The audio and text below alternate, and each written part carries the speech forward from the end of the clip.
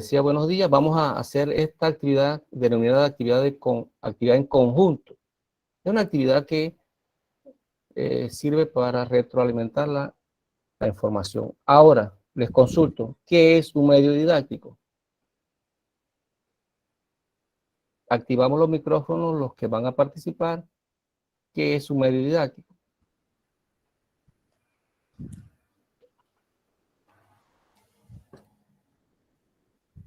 Aló.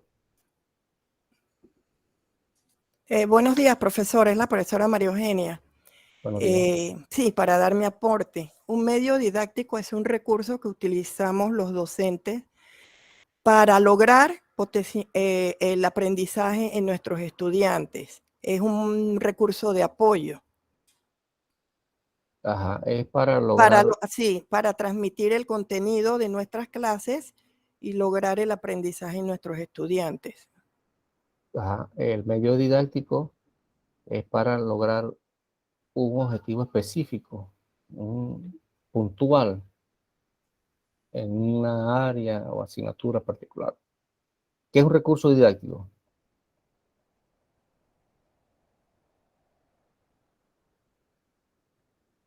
Aló, por favor. Recordemos que tenemos que participar en las jornadas también. Puede ser un recurso audiovisual, un recurso que nos ayude a nosotros a enseñar. Sí, el recurso didáctico. La didáctica. Ajá, el recurso didáctico son aquellos que ayudan a facilitar el proceso de enseñanza-aprendizaje. Por ejemplo, la pizarra. Eso yo se los comentaba en la clase, en la jornada anterior, que la pizarra es un recurso para facilitar las actividades formativas. Pero cuando el docente y el estudiante lo usan a la misma vez, ya sea para explicarle un problema o una actividad, entonces se convierte en un medio didáctico. ¿Qué entendemos por diseño comunicativo?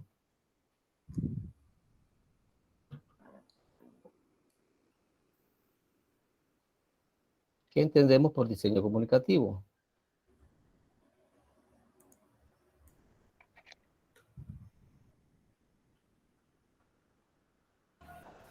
Es un proceso. ¿Aló? Sí. Para poder poner a prueba nuestros objetivos de aprendizaje. El diseño comunicativo, decíamos que implica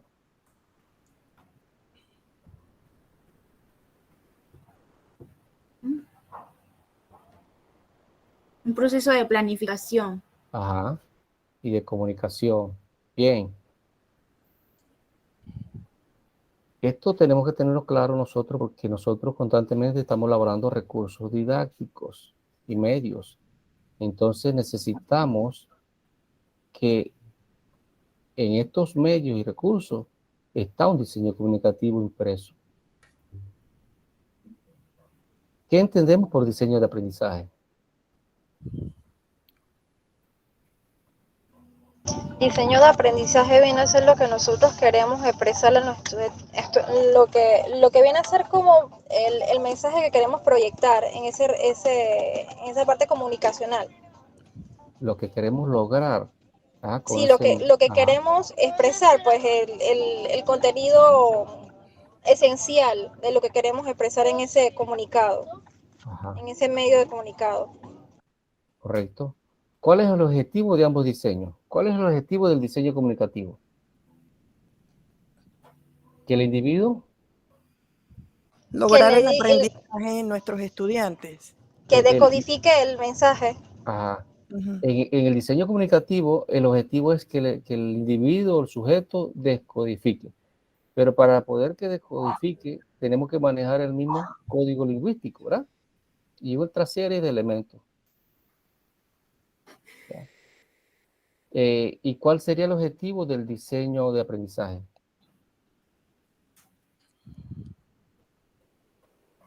Lograr esos aprendizajes que nos hemos propuesto. Ese es el objetivo. ¿Quién es el centro en ambos diseños? ¿Quién es el centro en el diseño comunicativo? En el diseño comunicativo es el mensaje. Y en el Y diseño de en el aprendizaje, diseño de aprendizaje es el usuario. correcto. Muy bien. ¿Qué implica el proceso didáctico como proceso de comunicación?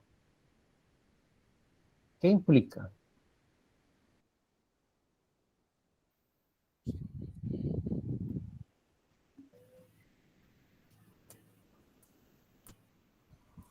El dominio de las competencias comunicativas. Bueno, Ajá. se puede decir que también involucra que haya un equilibrio entre ambas cosas, entre el diseño comunicativo y el diseño de aprendizaje. Ujú. El proceso didáctico como tal es un acto comunicativo puro y que implica la construcción de significados. ¿Por parte de quién? Del estudiante. Entendiendo que esa construcción de significado tiene como base la comunicación, porque al comunicarnos establecemos algo en común con alguien o con un grupo de personas, en este caso, nuestros estudiantes, de forma interpersonal, frente a frente, o también de forma indirecta, que es a través de las nuevas tecnologías de la comunicación, a través del uso de las diversas plataformas.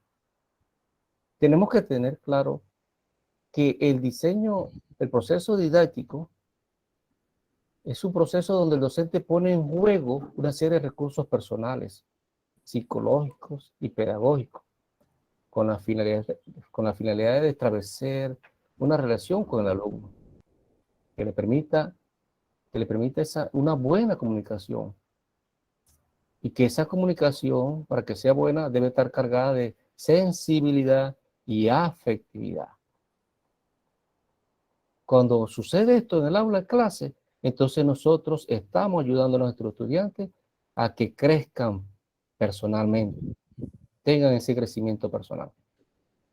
Claro está que para que se dé ese crecimiento, nosotros como especialistas de educación tenemos que tener conocimiento psicopedagógico de la práctica pedagógica, teniendo claro también que el clima emocional que se da en el aula de clase tiene un fuerte impacto en el éxito del proceso de enseñanza-aprendizaje. Eso es lo que implica el proceso didáctico como proceso de comunicación. Implica la construcción de significados. Y como les decía hace un rato, nosotros no vamos a poder transmitirle todo a nuestros estudiantes. Pero si usted logra que el estudiante, aparte de esos conceptos, esa destreza, logre también cambios actitudinales, usted logra mucho.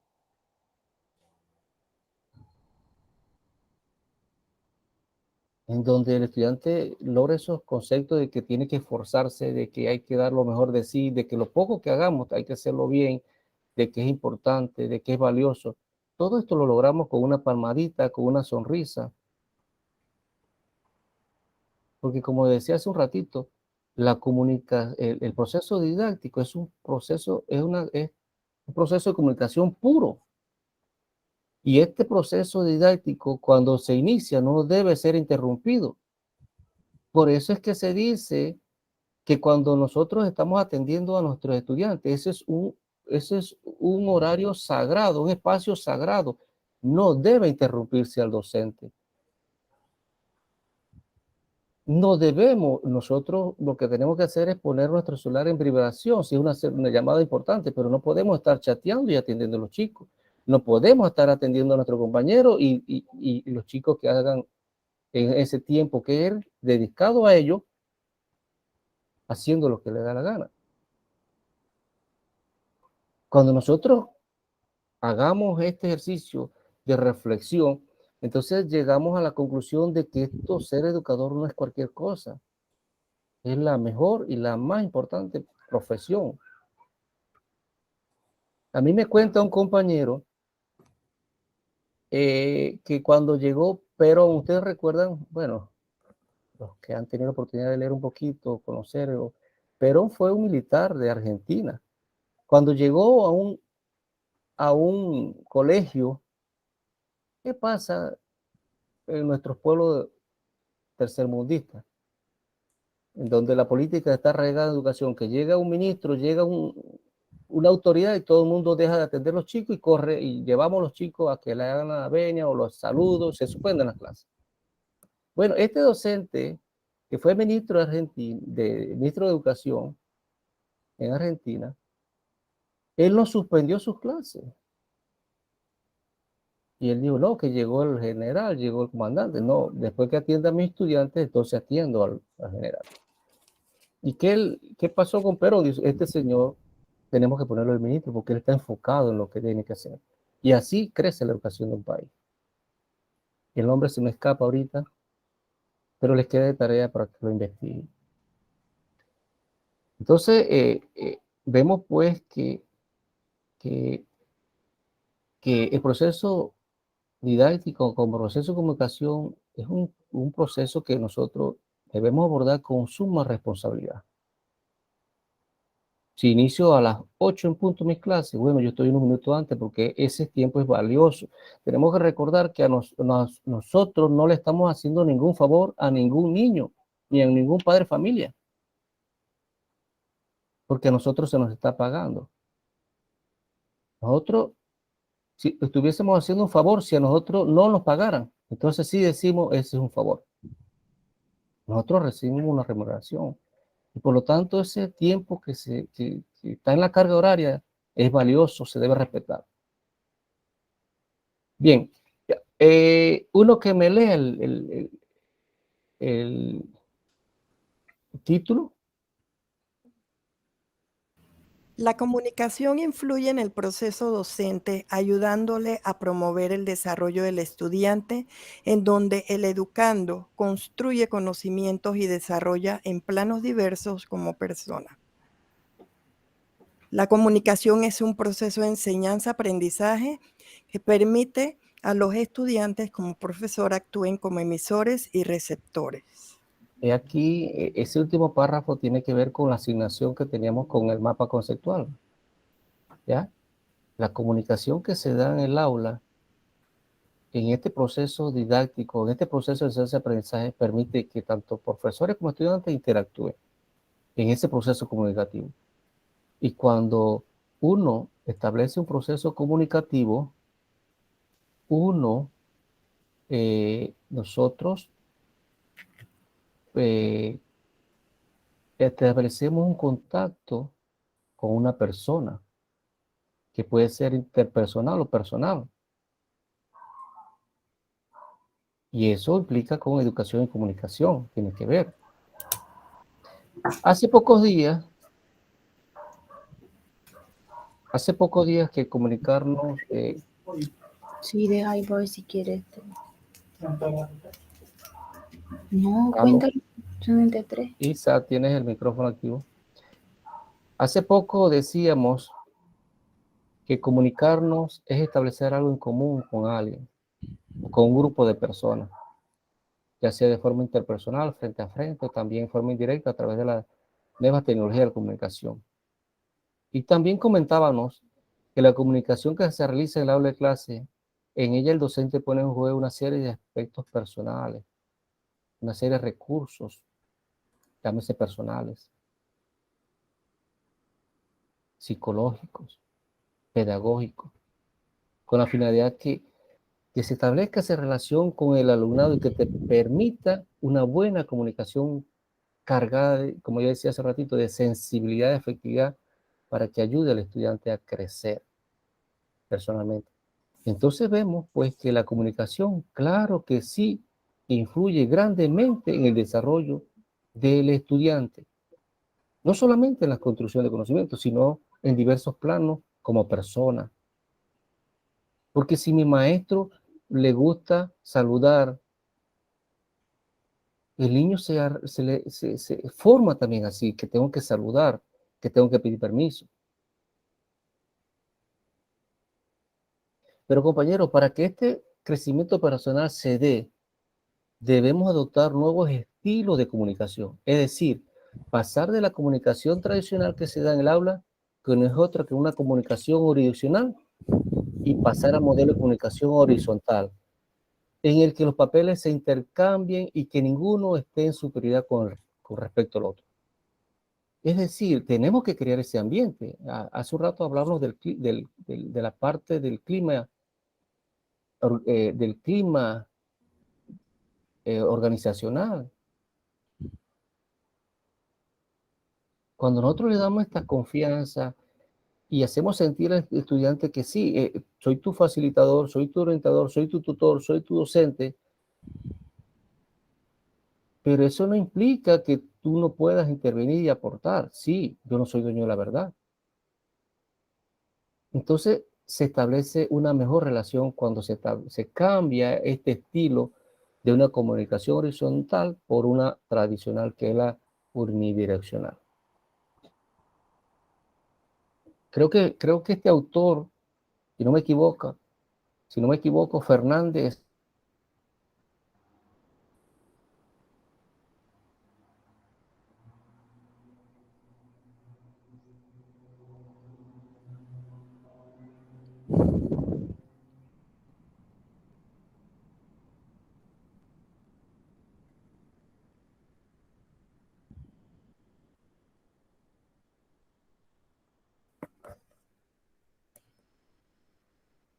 de manera efectiva, debe realizarse un proceso didáctico,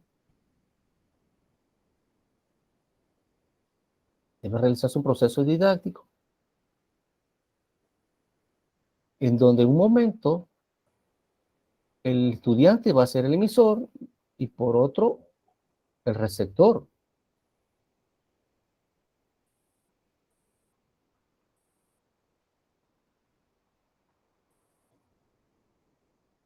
De esta manera podemos decir que la comunicación en el proceso docente permite que tanto estudiante y docente actúen como emisores y receptores, compartiendo información que emana de los contenidos de la enseñanza. O sea, esa comunicación no es por libre albedrío, no. Esa comunicación está basada en los contenidos de enseñanza que se deben abordar. Estos mensajes que se comparten deben permitir que se refuercen por medio de la retroalimentación y la libre participación de los estudiantes con sus profesores y entre ellos mismos, rompiendo esa barrera de espacio y de tiempo.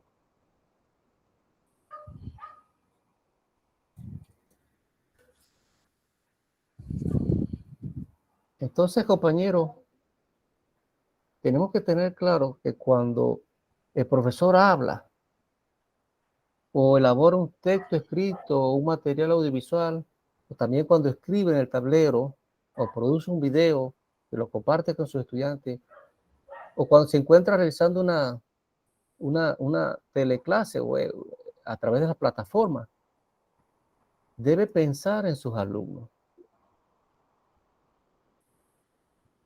Deben pensar en sus alumnos y en las posibilidades para brindarle una mejor comprensión. Para ello, el docente puede deliberadamente repetir conceptos, dar ejemplos, utilizar analogías, emplear dibujos, presentar esquemas, proporcionar más o menos información. Estas son decisiones importantes y delicadas que debe enfrentar el docente con una reflexión pedagógica, porque sus estudiantes se pueden aburrir o pueden confundir. Cuando el docente hace ejercicio de estas actividades que yo les mencioné, presentar analogías, dibujos, esquemas, dar explicaciones, presentar ejemplos, está ayudando al chico a crecer.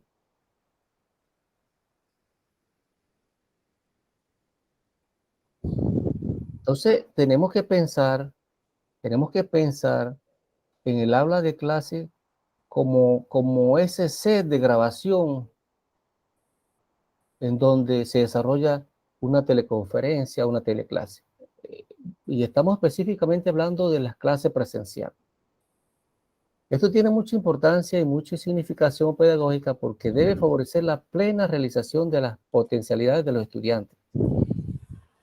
Es por ello que cuando el docente se propone a desarrollar el acto docente, no debe ser interrumpido porque las relaciones pedagógicas que se establecen tanto en el aula de clase como a distancia y a través de la educación virtual, entre profesores, estudiantes y entre estudiantes y estudiantes, entre sí, son actos intrínsecamente culturales que inciden profundamente en la calidad de educación y en el desarrollo humano.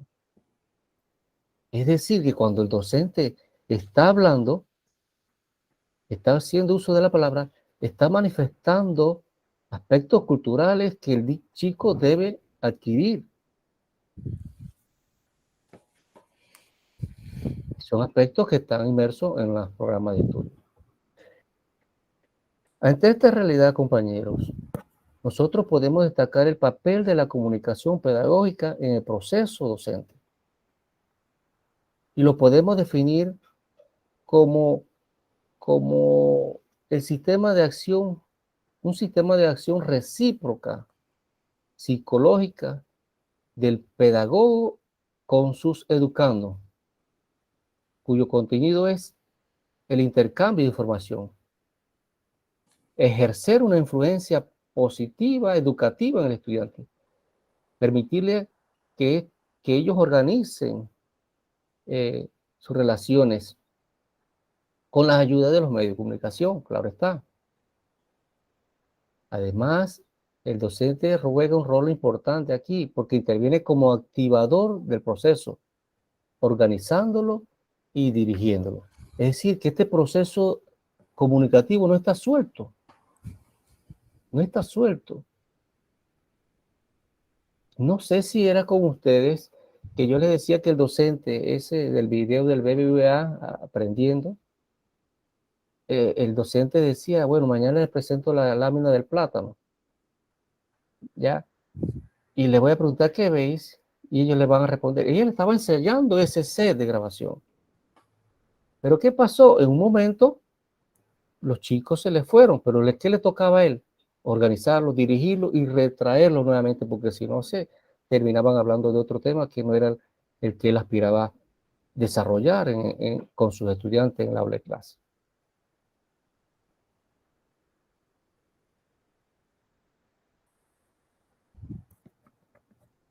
En conclusión, compañeros, nosotros podemos decir, con respecto a la comunicación, cómo la comunicación influye en el proceso docente,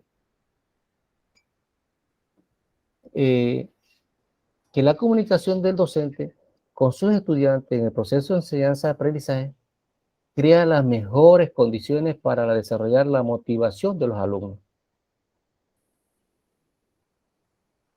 Y también fortalecer el carácter creador de la actividad por parte del docente para formar correctamente la personalidad del estudiante, del escolar. Esto garantiza, compañeros, la dirección de los procesos sociopsicológicos en el colectivo estudiantil, en el grupo estudiantil, y permite utilizar al máximo el proceso docente, en el proceso docente las particularidades del docente. Es decir, que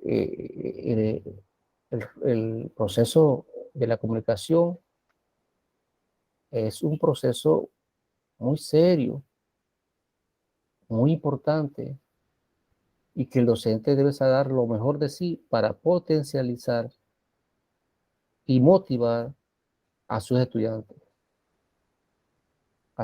No sé si alguno desea compartir o decir algo.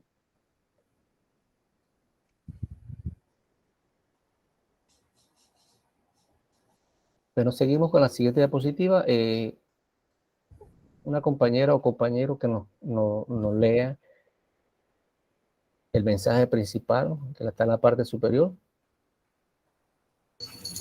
La psicología y la comunicación tienen una influencia directa en el desarrollo de la personalidad, permitiendo desarrollar y perfeccionar las habilidades innatas de los estudiantes, así como aprender otras habilidades ayudadas por el medio social. La personalidad es el sello distintivo de un individuo que nos permite conocer la organización, dinámica y por ende su singular adaptación al medio, al ambiente. al ambiente. La psicología y la comunicación tienen una influencia directa en el desarrollo de la personalidad. ¿Pero de quién? Del estudiante. Del estudiante.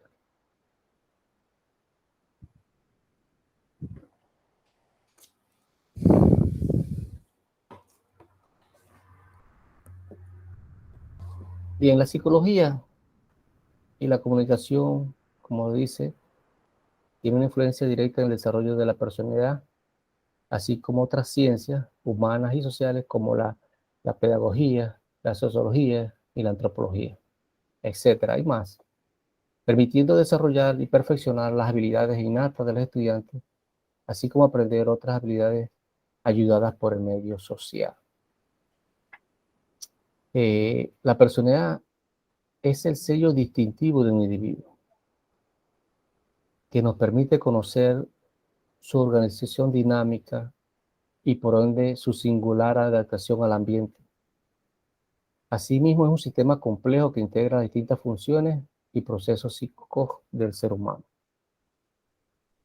El proceso formativo de la personalidad se expresa en el comportamiento del sujeto mediante la exteriorización conductual de sus cualidades internas subjetivas.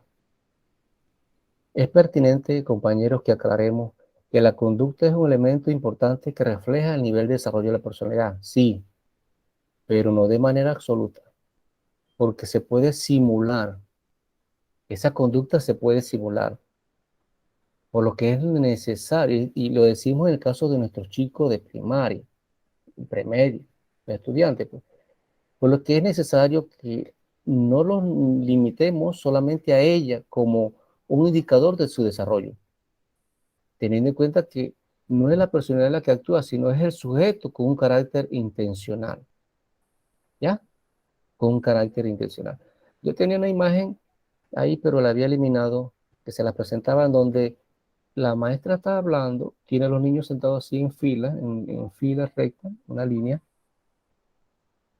Creo que eran 5, pero la del centro estaba sentada en sentido contrario, dándole la espalda a la docente, con una cara de enojo. Bien, tenemos que tener claro que nuestros chicos no tienen una madurez de desarrollo, ellos están en proceso de crecimiento. Pero muchas veces nuestros estudiantes simulan ciertos comportamientos para ver qué consiguen, qué logran en nosotros. Y eso no solamente se da en nuestros chicos, eso también se da con nuestros hijos, en nuestros hogares, cuando vemos que nuestros niños nos hacen ¿cómo le decimos? Unas cantaletas, bueno, unos shows en el súper, en la clínica, en la calle, y nos deja a veces tan mal. Y uno, como adulto, no puede decir, ay, qué chiquillo o qué niño más malcriado, grosero, qué mal portado. No, porque como decía hace un ratito, son actuaciones subjetivas con una intencionalidad. Y parece mentira, nuestros niños con esa madurez no formada nos trabajan psicológicamente a nosotros. Aleida, dele, levantó la mano. No, profe, disculpe, hace un rato, pero ya me di cuenta que es que usted no mueve la diapositiva hasta cuando va a comenzar a hablar del tema, Sí, porque yo lo escuchaba leyendo como que estaba mirando otro lado, yo decía, pero llevo la misma, pero ese era en el anterior, disculpe, y no quité la mano porque ya como vi cómo usted va haciéndolo, entonces ya. Disculpe, profesor, no bajé la mano. Es que en la hilación de ideas uno va pensando y va tratando de, ¿cómo le digo? Buscar las palabras para darle sentido al mensaje que uno quiere transmitir. Y en ese pensar se me olvida, estos cursos deben tener 2 personas, uno que esté pendiente a los chats, aquí levanta la mano, aquí está ingresando. Mira, yo he tenido que interrumpir para ingresar y a veces se quedan esperando porque como quien dice uno se inspira hablando. Sí, profe, Es que disculpe, no fue hace un nada rato. más se preocupe.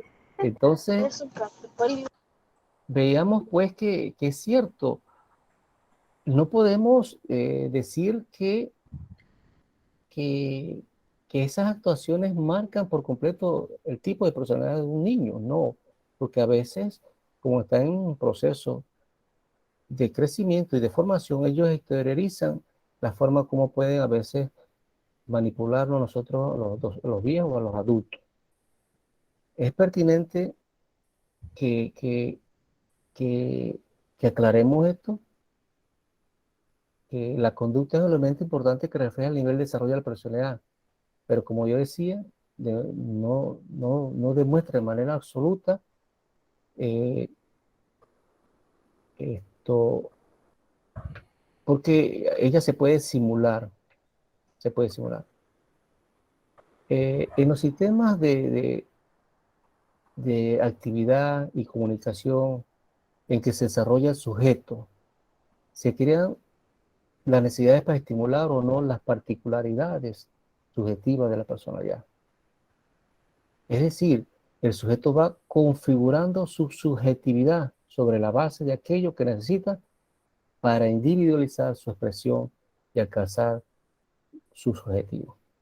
Imagínense si los chicos en nivel escolar hacen esto, ¿qué no hace una persona adulta con la parte de la psicología, de la parte de la personalidad? ¿Ya? Imagínense. Esto es un concepto y un campo muy amplio, hablar de la personalidad, pero lo traemos porque así como el chico puede adoptar patrones de comportamiento, nosotros, como yo decía hace un rato, debemos manejar la pedagogía, tener atributos personales y también manejar la psicología y la psicopedagogía. Miren,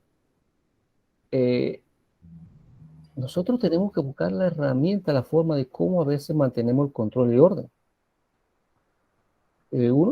Nosotros tenemos experiencia de situaciones y ustedes también, que le han pasado a lo largo del caminar en este recorrido por la educación. Y hay manera y la forma de que usted, sin alzar la voz, sin someter a castigo a su estudiante, usted logra a conductarlo y lograr mejores comportamientos. Yo tenía un niño hace muchos años en sexto grado en Panamá y el niño sumamente mal portado, es un niño que todos se lo daban, era el centro de la atención y un día me llevé un paquete de chocolate Hershey, de esos que son como un lacito, un Kisses de Hershey, se dicen besitos, pues. Y le dije, agache, mira lo que tengo aquí. Tengo una bolsa de Hershey, todo el mundo le gusta el chocolate. Y le decía, agachen la cabeza sobre el brazo de la silla, apóyese y le voy a colocar un chocolate Hershey. El estudiante que al levantarse encuentra un chocolate, eso significa que es un estudiante valioso, importante, que yo lo quiero, que yo deseo muchas cosas. Y le empecé a hablar la parte psicológica y le dije, el que no encuentra el chocolate al levantar el rostro del brazo de la silla es porque no, realmente tiene muchas cosas que mejorar en cuanto a su comportamiento. Y decía el niño, ay, a mí no me va a tocar nada.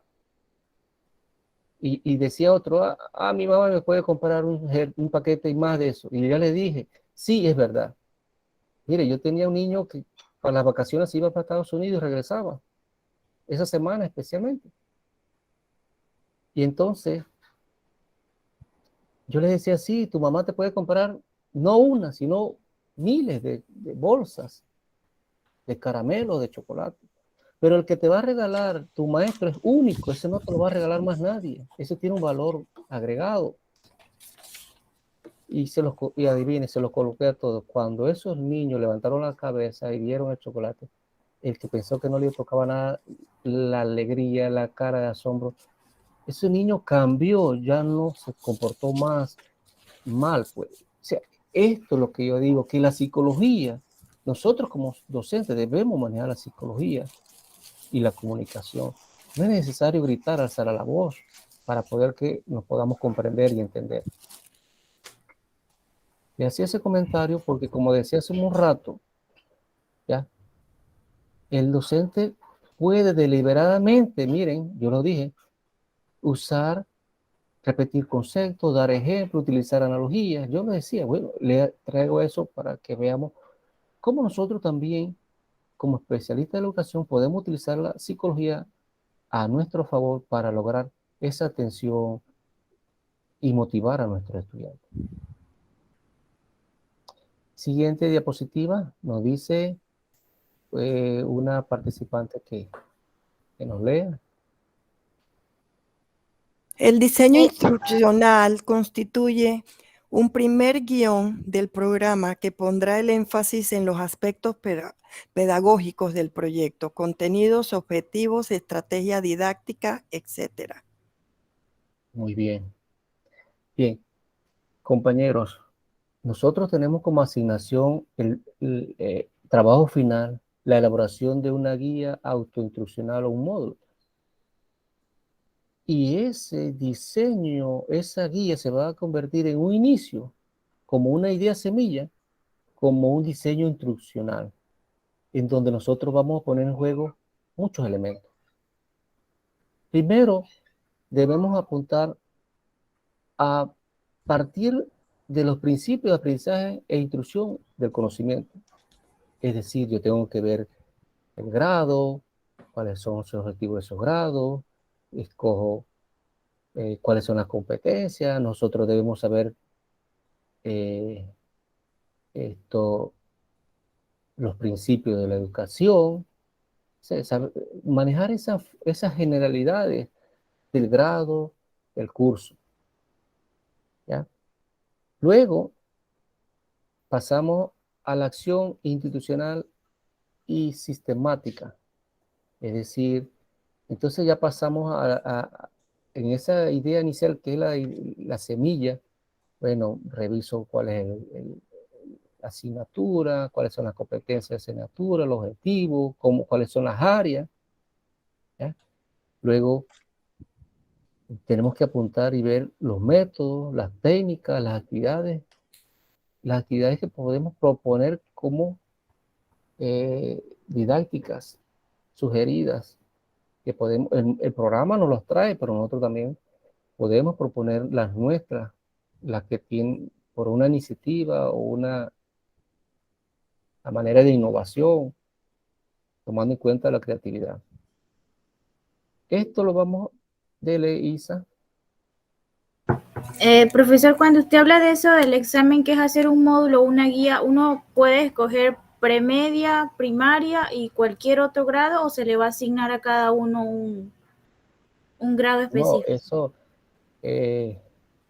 ustedes escogen el grado que ustedes consideren.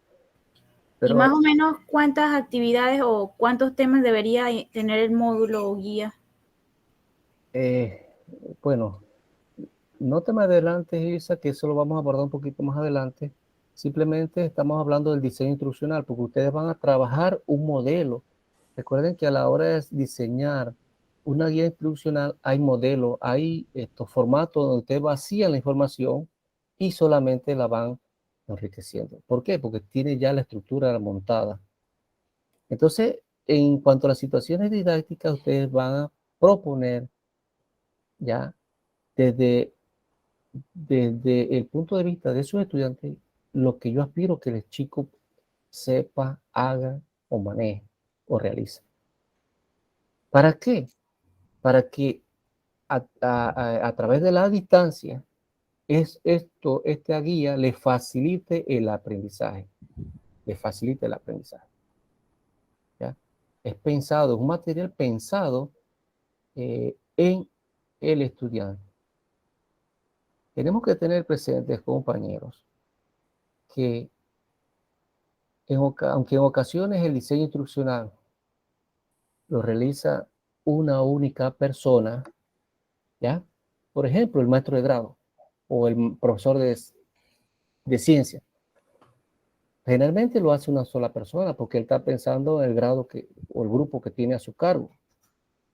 Pero resulta conveniente y recomendable que a la hora de elaborar este diseño instruccional, es un diseño instruccional, ¿por qué? Porque cuando ya se termina, entonces se convierte en en una guía de autoaprendizaje o un módulo de autoaprendizaje.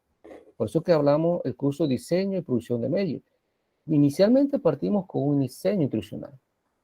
Entonces, en este diseño instruccional, conviene que intervengan o se forme un equipo de especialistas, que podríamos denominarlo como, nosotros le pondríamos un nombre como el equipo de diseñadores pedagógicos. O podrían decir el equipo, eh, el equipo, el equipo de elaboración y diseño de guías didácticas. El nombre no importa. Lo importante es que sí, compañeros, tengamos presente que en él pueden intervenir varios especialistas. ¿Por qué? Porque si yo no soy de español, creo que aquí hay uno de español, el profesor me puede apoyar a corregir la redacción, la caligrafía, la ortografía, aunque ya hay sistemas informáticos que nos los corrigen, pero no está de más tener el apoyo de un compañero.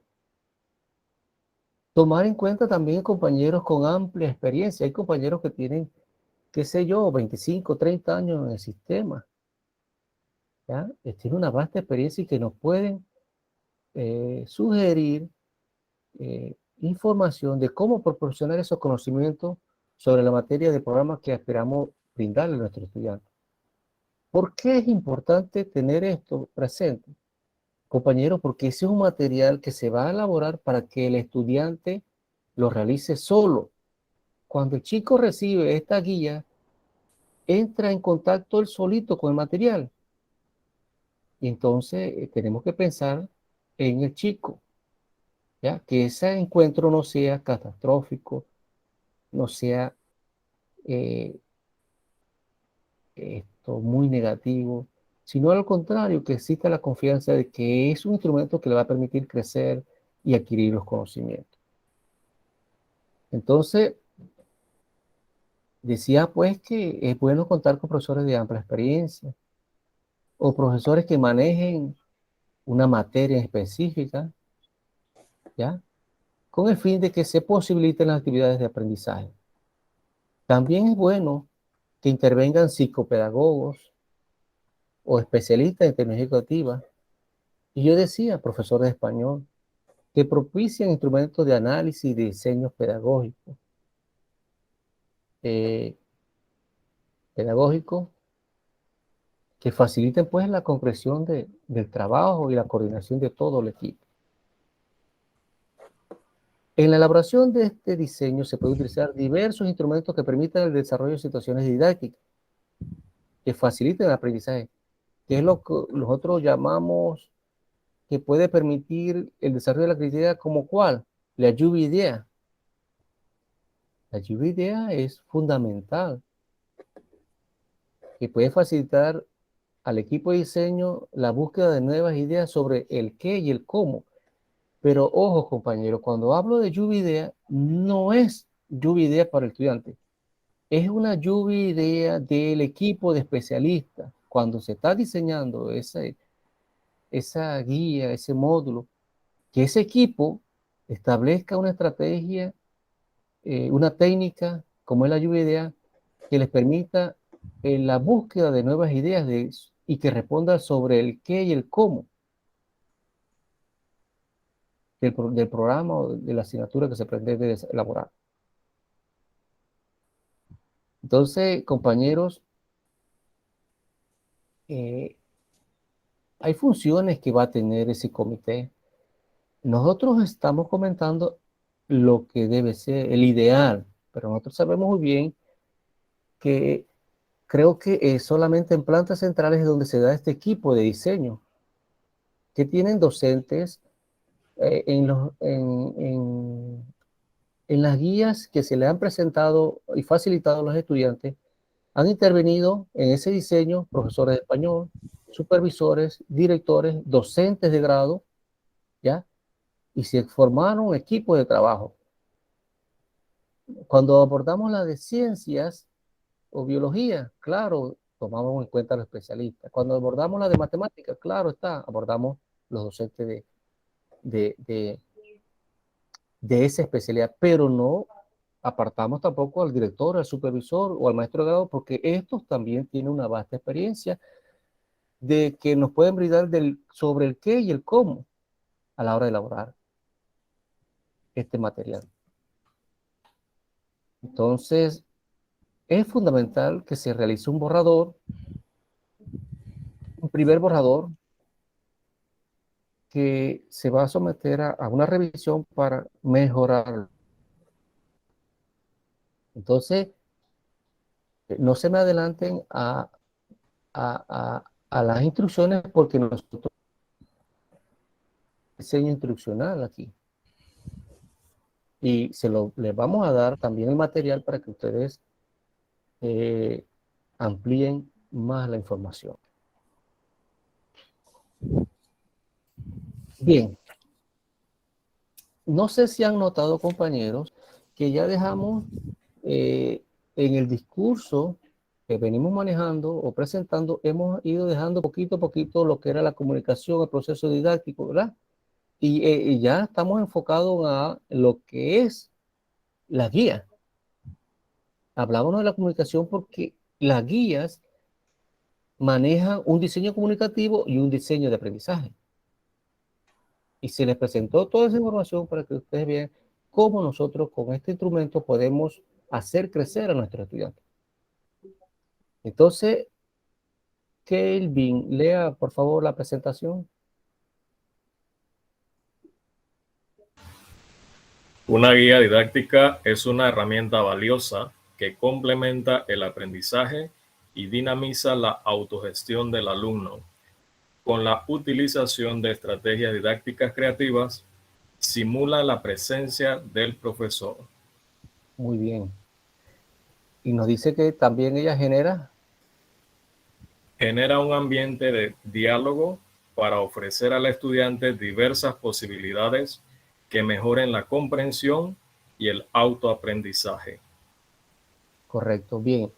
En otras palabras, lo que nos dice la presentación es que una guía didáctica de educación a distancia es una herramienta de autogestión en donde el estudiante encontrará la información necesaria para obtener las competencias que desarrollen sus conocimientos con el acompañamiento intrínseco de su docente. ¿Intrínseco por qué?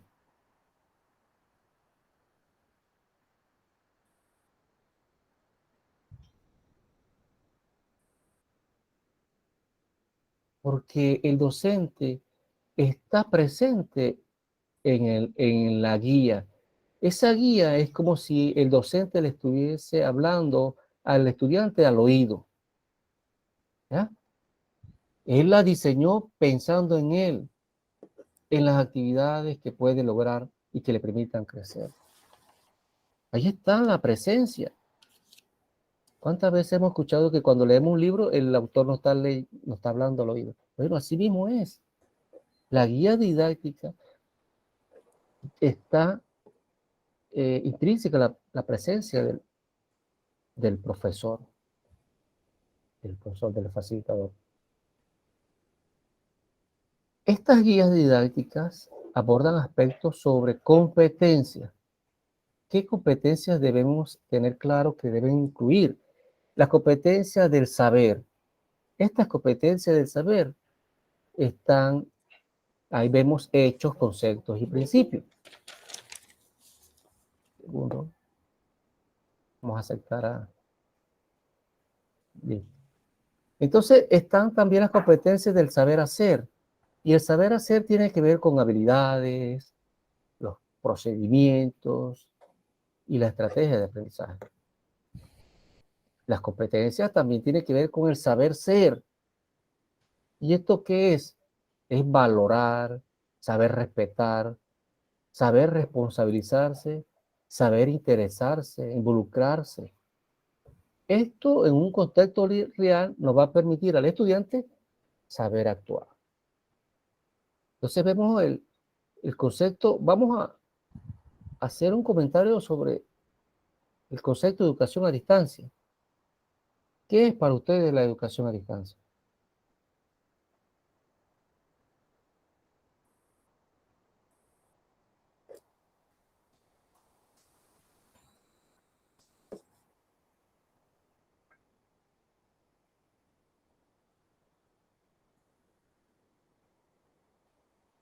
La educación a distancia podríamos decir que es la separación del estudiante y del docente con el aula tradicional. Pensada de esta forma, una forma física, pues, la presencia. Nos separamos, tanto docentes como estudiantes, del aula en una forma física, para dar lugar a un estudio independiente. ¿Por parte de quién? Del estudiante.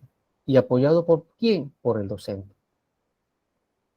En el cual el estudiante va a interactuar con su docente a través del material impreso, que es la guía didáctica, o los medios que existan, porque los estudiantes más aventajados van a tener plataformas, van a tener los correos electrónicos y una serie de recursos que le van a permitir ese acompañamiento. Pero el chico que no tiene esta ventaja, entonces se va a enfrentar con su guía de autoaprendizaje solito y en algunos casos con la ayuda de sus padres.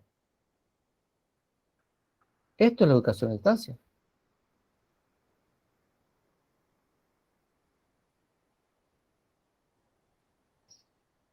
Bien, el Ministerio de Educación ha hecho grandes esfuerzos para que, y esto hay que reconocerlo, para que la educación a distancia de nuestro país, de nuestros chicos, para que nuestros chicos tengan las mismas oportunidades que los chicos de las áreas urbanas. Aunque en el área urbana no todo es color de rosa, porque aquí tenemos realidades en donde el chico,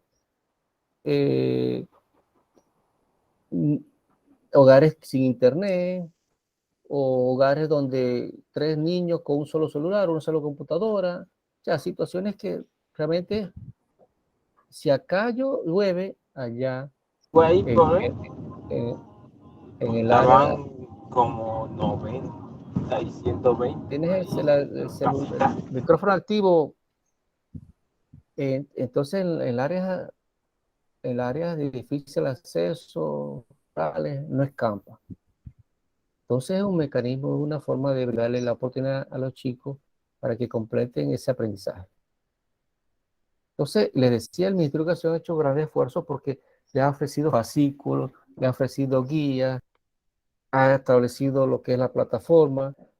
Y antes de la pandemia, ya el Ministerio de Educación había hecho un convenio con Microsoft 365 para que los docentes gozaran de todas las herramientas que nos ofrece esta plataforma. Y después se amplió el abanico para darle la oportunidad a los estudiantes.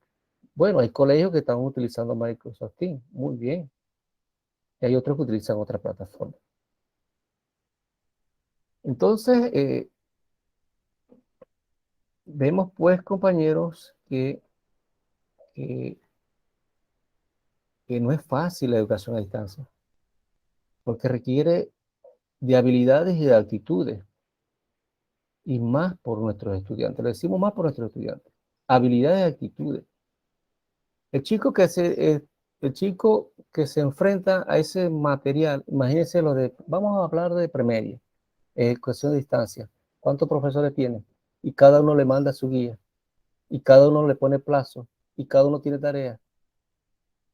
Y lo más fácil es decir, no, hombre, yo no voy a hacer nada, vamos a dejar esto aquí. Inclusive en primaria todavía es un poquito más flexible porque el docente es solo y el docente en muchas veces correlaciona el contenido, ¿ya? Pero cuando tú tienes diversos profesores que te están atendiendo a la misma vez, no es fácil, es difícil. Y entonces se requiere también ese grado de empatía de parte del docente,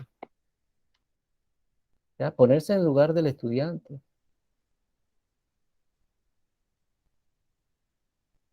Seguimos.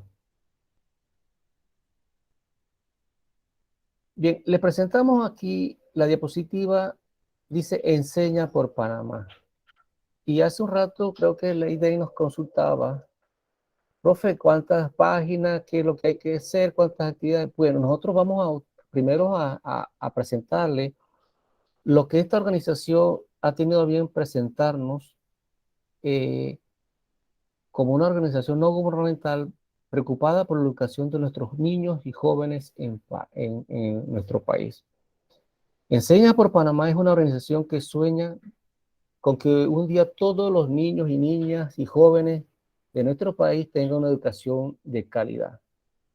Partiendo de la educación, tenemos que partir, compañeros, que de la concepción de que de la educación, la calidad de una educación de un país parte primeramente por la calidad docente que tenemos. Si nosotros tenemos docentes de calidad, vamos a tener educación de calidad. Y digo esto porque muchas veces cuando hablamos de educación de calidad pensamos que tenemos que tener un edificio de 5 pisos con tantas hectáreas, tantas computadoras, tableros inteligentes. Sí, eso es parte, compañero. Eso es parte. Pero cuando existe calidad humana, hay calidad de aprendizaje. Y le digo esto porque con esto de la pandemia hemos tenido situaciones con profesores en donde no les importa. Que acá no hiciste nada. O sea, eso no puede ser. Profesor, disculpe, ahora que habla ese punto, bueno, a mí me pasó en el posgrado que yo estaba dando una materia que se llamaba currículum. La materia era muy enredada y bueno, es una materia que sin embargo necesita como por lo menos pues una sesión de ayuda si uno no entiende algo porque es bien compleja. Entonces, a nosotros nos pasó pues que él quería que nosotros encontráramos justamente lo que teníamos de nuestra carrera, pero usted sabe, las universidades están cerradas, algunas no dan esa información porque esa información es bien confidencial. Entonces, a algunos nos tocó agarrar fue un programa de otras universidades y transformarlo y bueno, presentarlo, pues, pero cuando él fue a la hora de evaluar se demoró bastante y todos estábamos preocupados hasta el final dándole y dándole. Y bueno, al final yo lo llamé y me dijo que sí, que yo tenía que esperar a que él hiciera la evaluación, pero sin embargo lo dijo en un sentido que como que no había mucho interés de parte de él de que pasáramos. Como que teníamos que esperar si sí, si no, y bueno, y si no, pues nos odiamos, por decirlo así. Siento yo que en esa parte, pues, a mí me tocó el corazón y me dolió. O sea, y en un momento yo dije, ay, ya no voy a seguir con esto. Y un montón de gente ya estaba decepcionada que no quería seguir. Y bueno, y así pasa en algunas ocasiones. Bueno, Lady, te felicito por compartir esa experiencia con nosotros. Y miren, estamos hablando de un nivel superior. Ahora imagínense primaria y premedia y media. Y digo esto para que nos pongamos en sintonía y esto de la empatía. No es fácil y se supone que la educación superior ya uno tiene cierto nivel, cierta capacidad, pero claro, la educación superior también requiere del autoaprendizaje, de esa lectura, de esa autoinvestigación. Imagínense estos chicos que no tienen la madurez. Por eso que hablábamos de psicología hace un rato y hablábamos de comunicación. Imagínense cómo están nuestros chicos. Pero ante este panorama, no todo es triste, no todo es gris.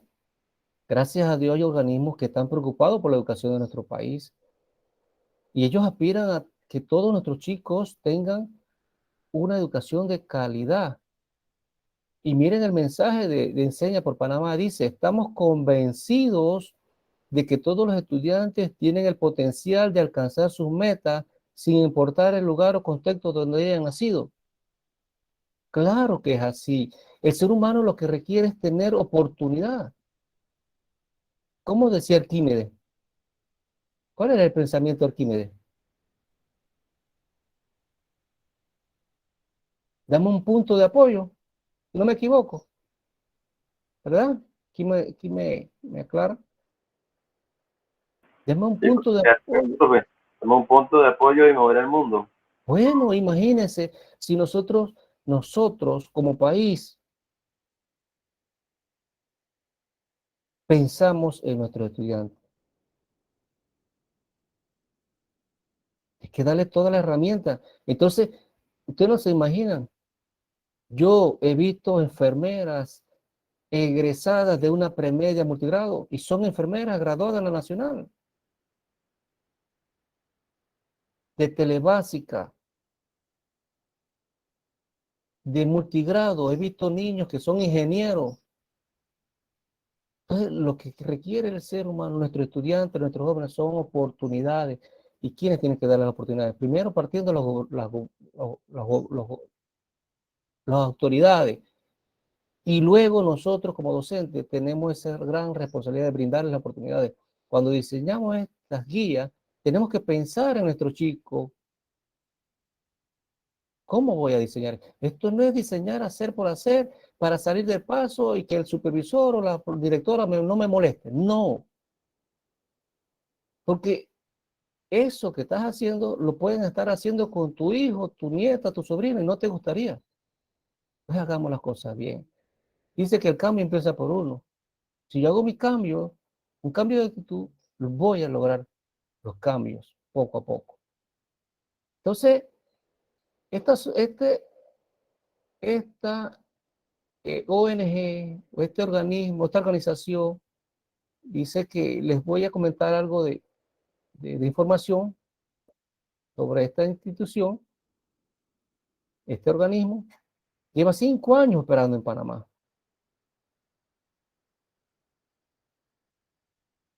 Y en 5 años, dicen ellos, yo leí poco de ellos, dice que han visto crecer una red de líderes comprometidos a trabajar en equipo para reducir la brecha educativa y social que afecta a miles de estudiantes y sus comunidades. Mira, aquí hablamos mucho de los indígenas. Se critica mucho de los indígenas, pero la población indígena está abandonada.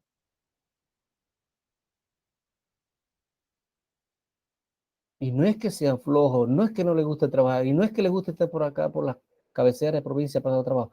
Es que no tienen oportunidades.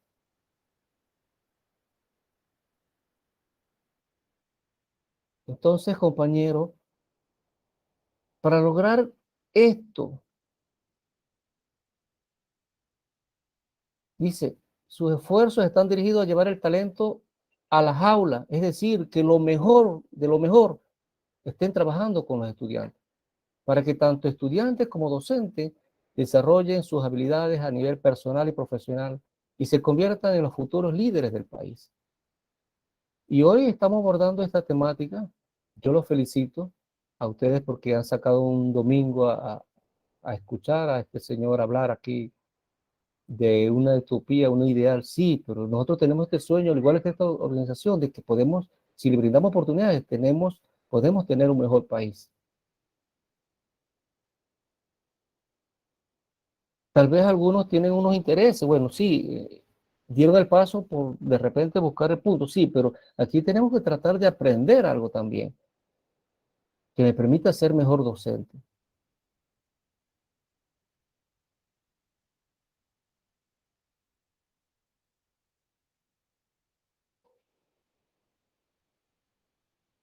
Bien, les decía pues que tienen 5 años y ellos han visto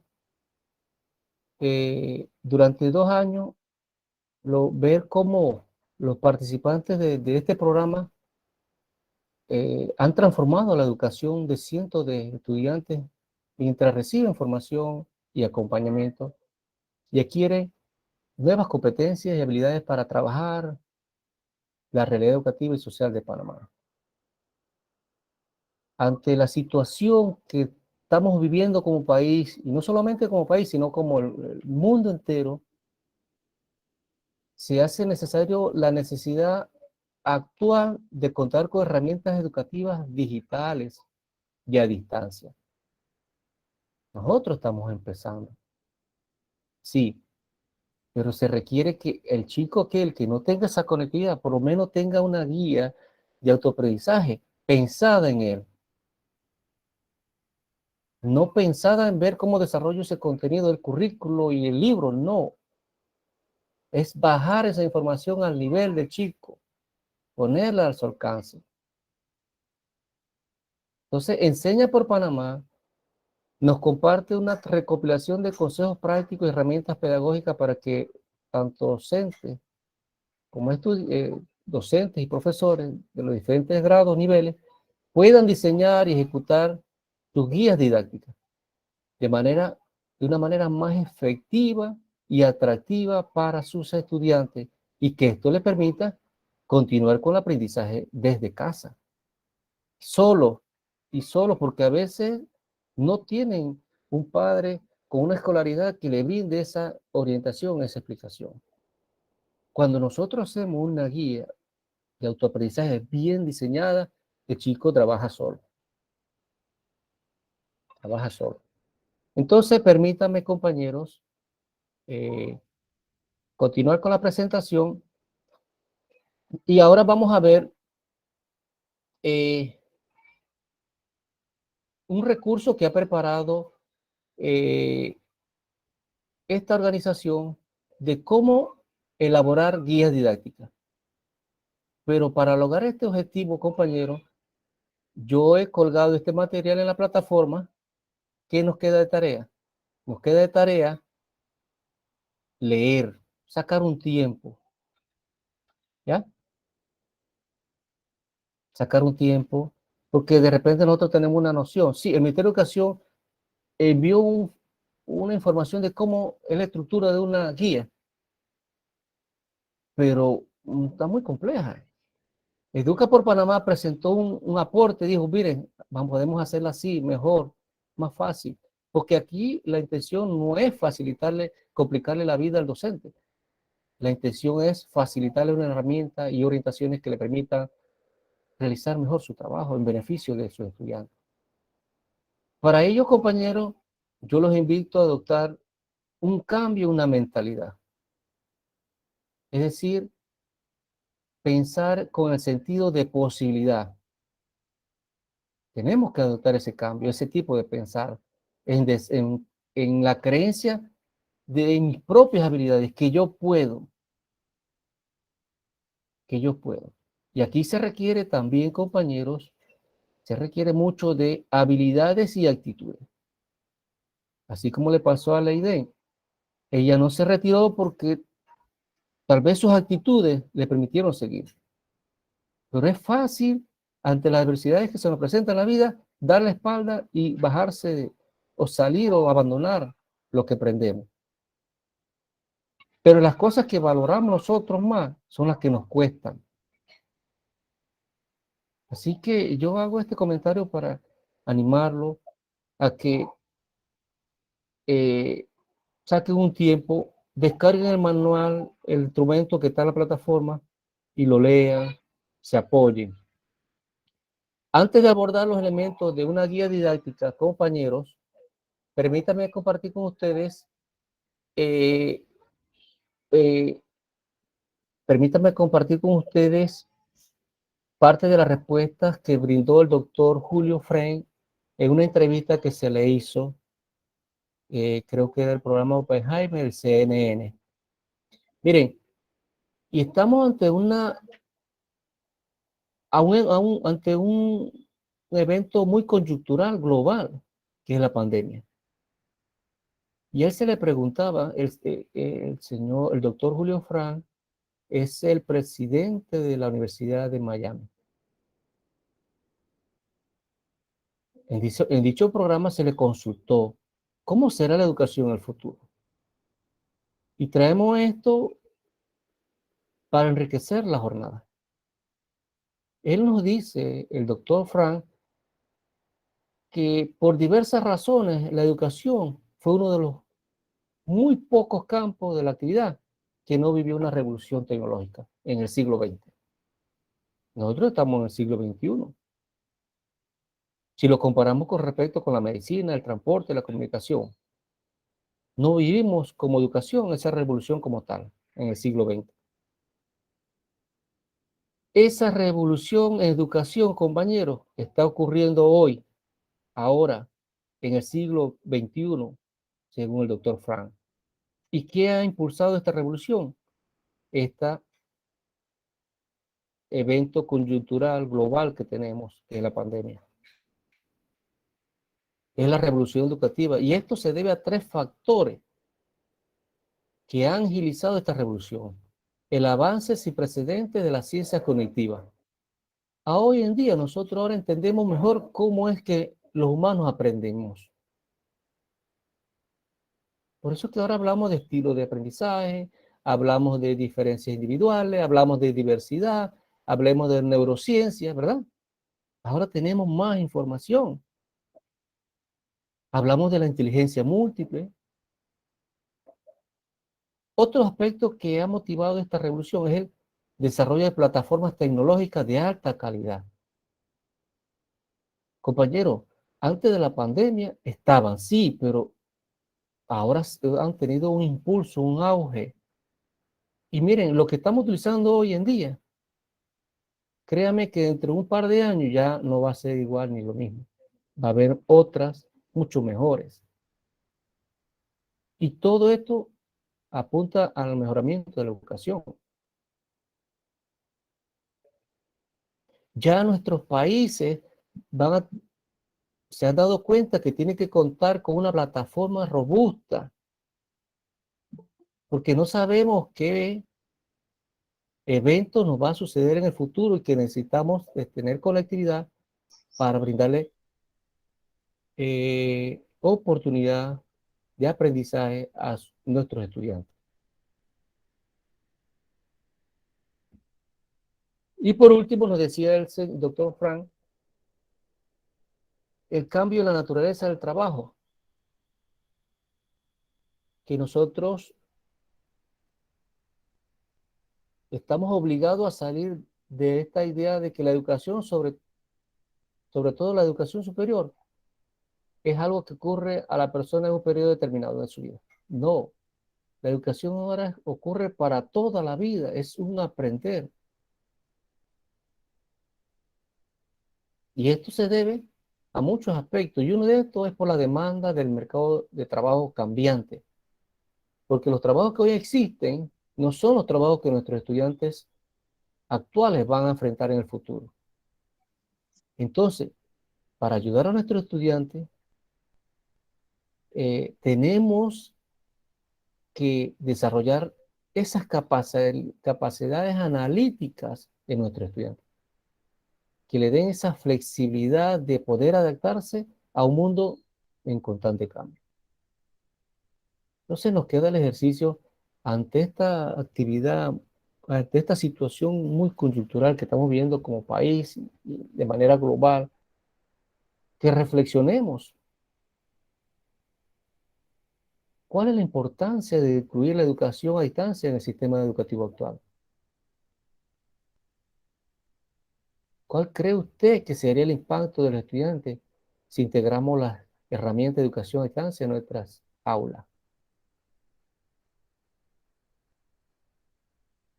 Y esto también requiere, compañeros, que nosotros como docentes estemos en constante preparación, actualización, porque lo que sí es seguro es el cambio.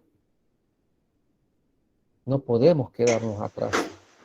Profesor, otra de las cosas que yo veo que han influido en la educación a distancia ha sido la estimulación. Hay muchas personas que se han retirado porque personas que eran de otra generación y que están ahorita mismo saturadas en la tecnología, no tienen como esa continuidad, pues ellos les afecta mucho seguir esa continuidad de lo que se da en la clase, mantenerse conectados. Para ellos mantenerse conectados mucho tiempo a través del celular o a través de los medios de computadora y ese tipo de cosas, como que eso les afecta, pues. Entonces siento que falta como más estimulación, más acompañamiento de parte del profesor también, en algunas ocasiones, pues, porque en otras se da, y el manejo de las herramientas interactivas. Así es. Esto requiere que nosotros como docentes Hagamos ejercicio de autorreflexión y digamos, bueno, estoy en condiciones de seguir, y hablo para los que ya tienen esa pensión por vejez, que nosotros llamamos o denominamos jubilación, y el nombre correcto es pensión por vejez, por años de servicio. Ahora, querer es poder. Cuando usted tiene la actitud y usted está con el deseo de desarrollar esas habilidades y tiene el interés y tiene la vocación, usted sale adelante.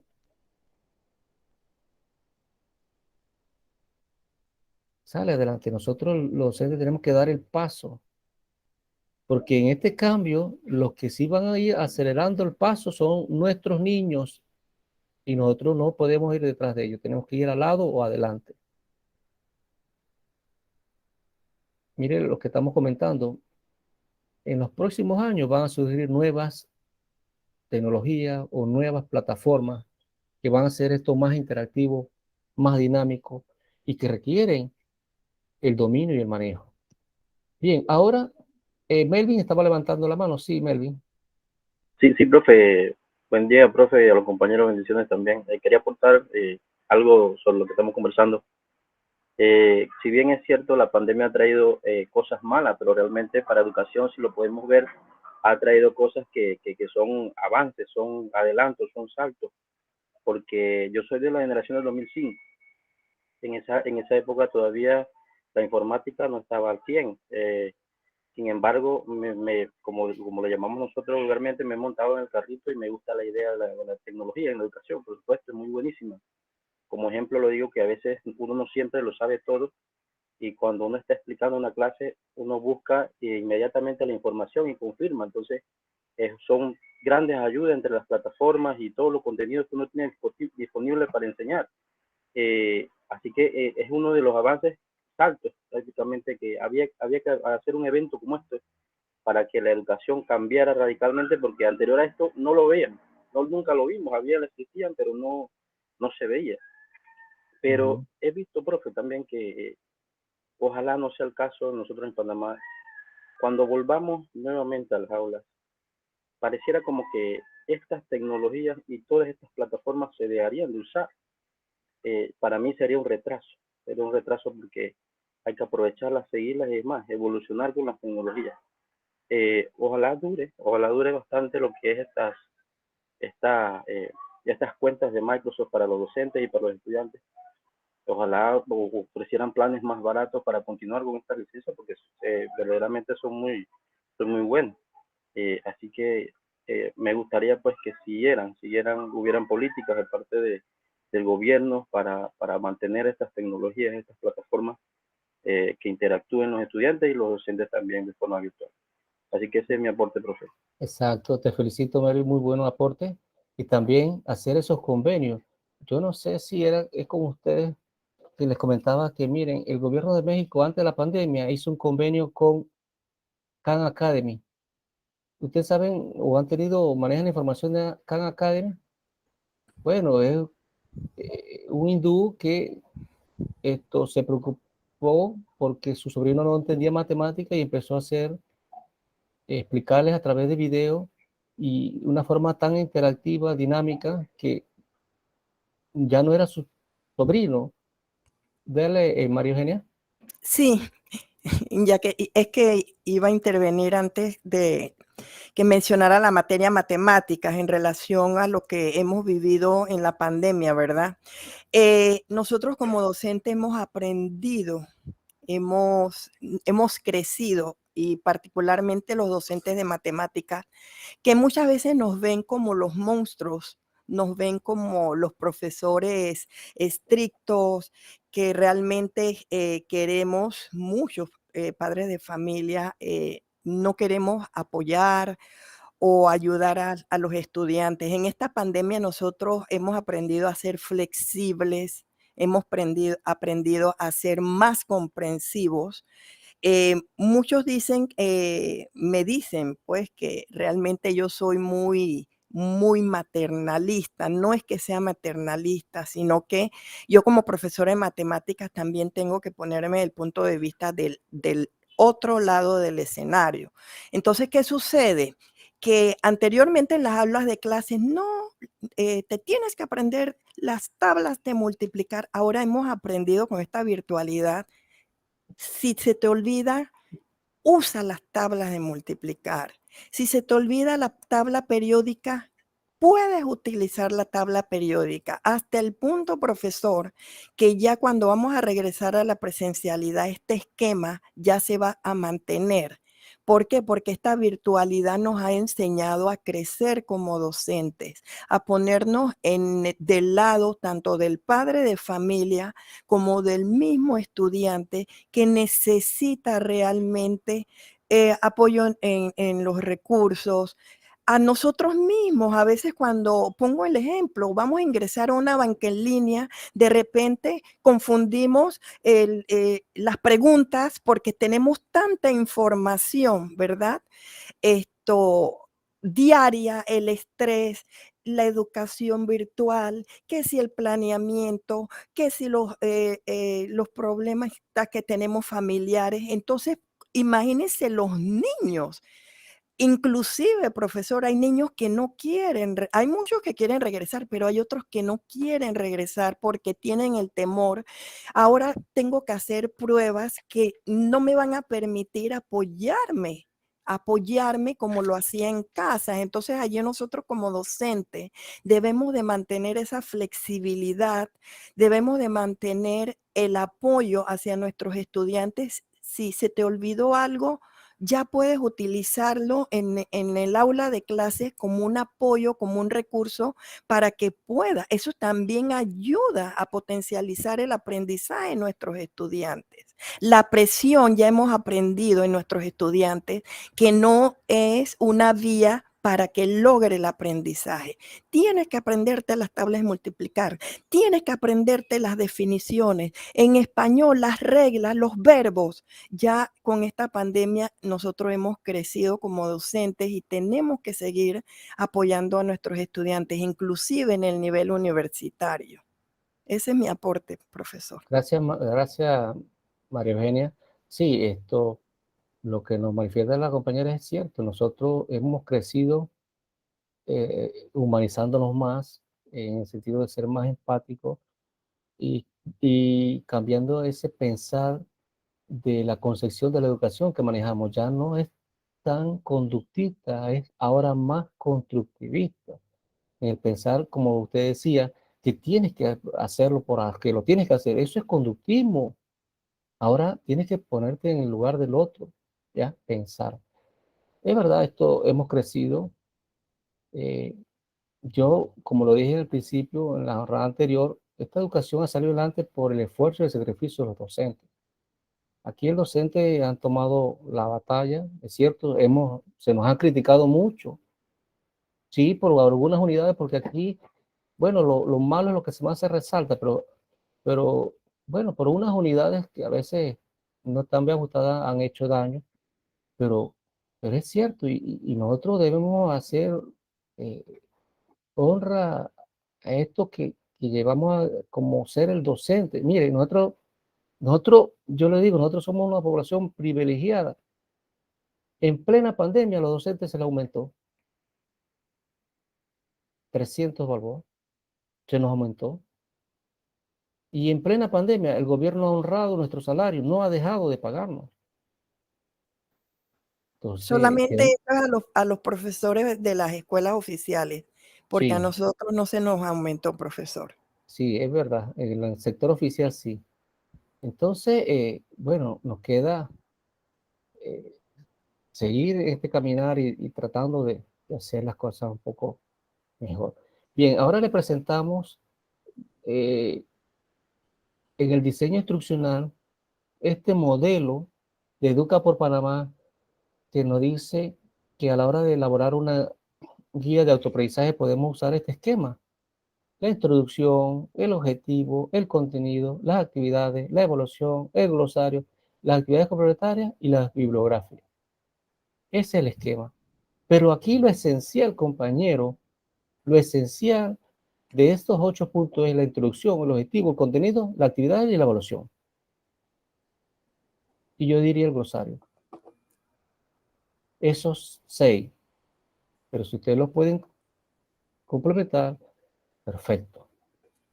Bien. Profe, ahí es importante, por ejemplo, permiso, profe, ahora en modalidad virtual, nosotros los docentes tenemos que brindarle toda la información al estudiante, y ahí incluye entonces lo que es la bibliografía, porque si nosotros queremos obtener la respuesta que nosotros queremos obtener, debemos darle una bibliografía, profe, porque las respuestas van en base a lo que usted, el material que usted le brindó. Pasa, soy padre también, profe, y a veces buscaba respuestas y los maestros no les gustaban las respuestas, pero digo, si las respuestas no estaban ahí, usted no se las dio, ¿cómo usted quiere recibir las respuestas? Entonces es importante la bibliografía, profe. No solamente la bibliografía, sino la webgrafía, que le pone el link donde va a acceder para ver el video. Y nosotros decíamos, no es que no sea importante, sino es que es para el trabajo que vamos a realizar como trabajo final. Aquí es donde van a tener el peso del trabajo. Quiero aclarar esto: la introducción, el objetivo, el contenido, las actividades y la evaluación. El glosario, las actividades complementarias, sí, claro, cuando nosotros, pero aquí para el trabajo final de nosotros, ahí es donde vamos a tener la esencia, por decir así, el peso.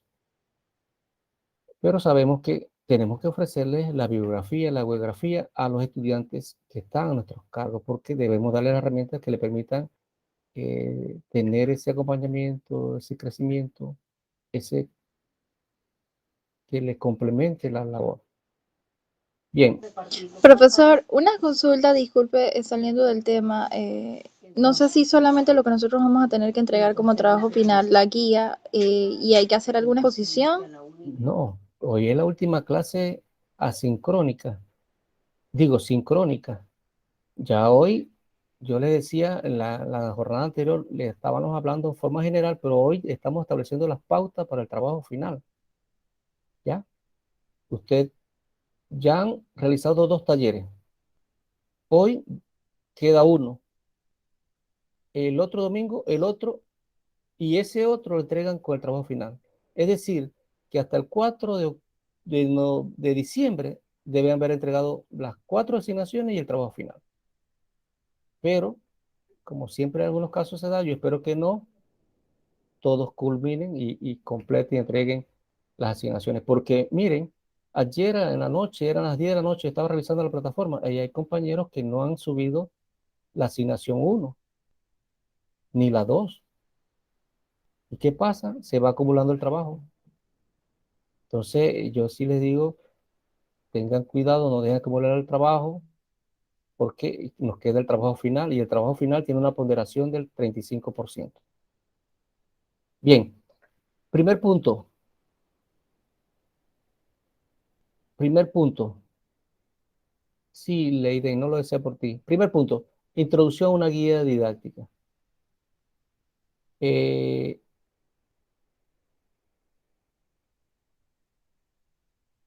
Presentamos con respecto a la introducción, nos dice la diapositiva que la introducción funciona a modo de contexto necesario para que el estudiante tome conciencia del lugar en el que se encuentra, la asignatura que está cursando, active los conocimientos previos necesarios y tenga un referente que sirva de conexión con la información que se le va a explicar. Para ello se presentan 4 aspectos que debemos tomar en cuenta en el proceso de instrucción.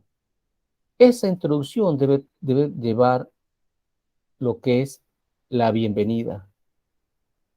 ¿Ya? En la bienvenida, ahí se aprovecha para mandar un saludo, presentarse, establecer una interacción que genere un vínculo de confianza con el estudiante. ¿Ya?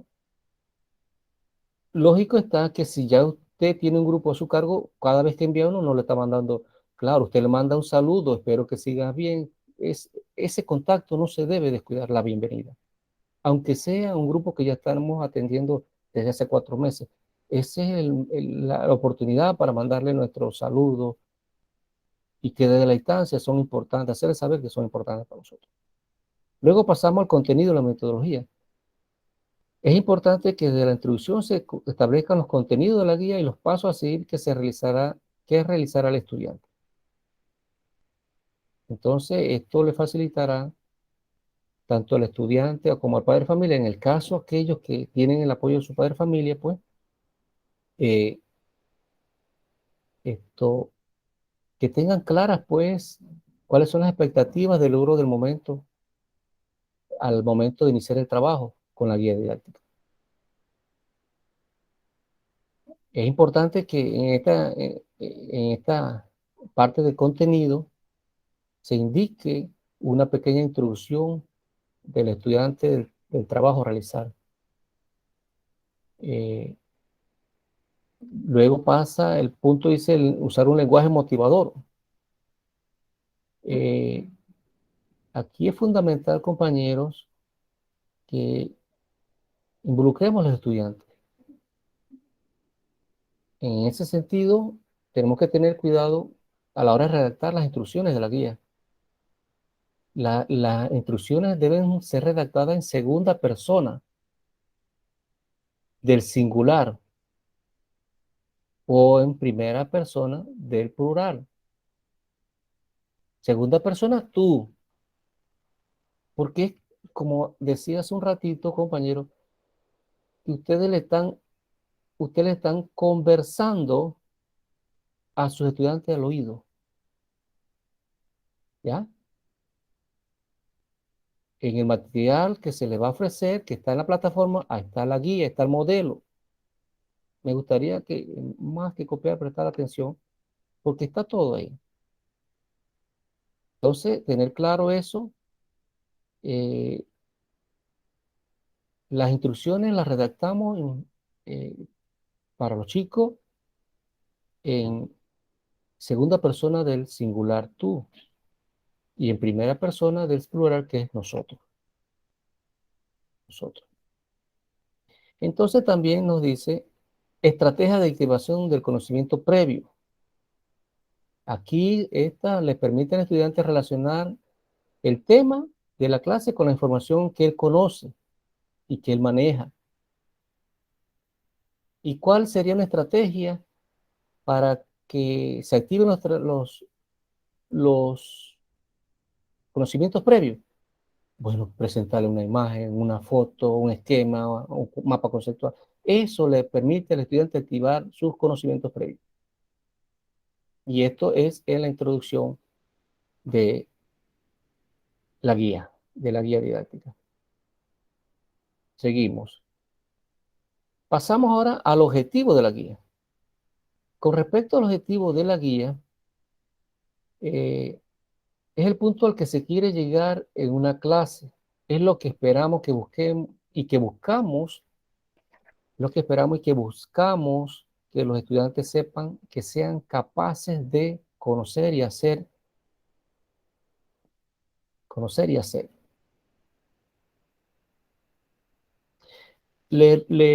Leroy Ford nos dice que nosotros los docentes tenemos que amarrar nuestra enseñanza-aprendizaje a una meta.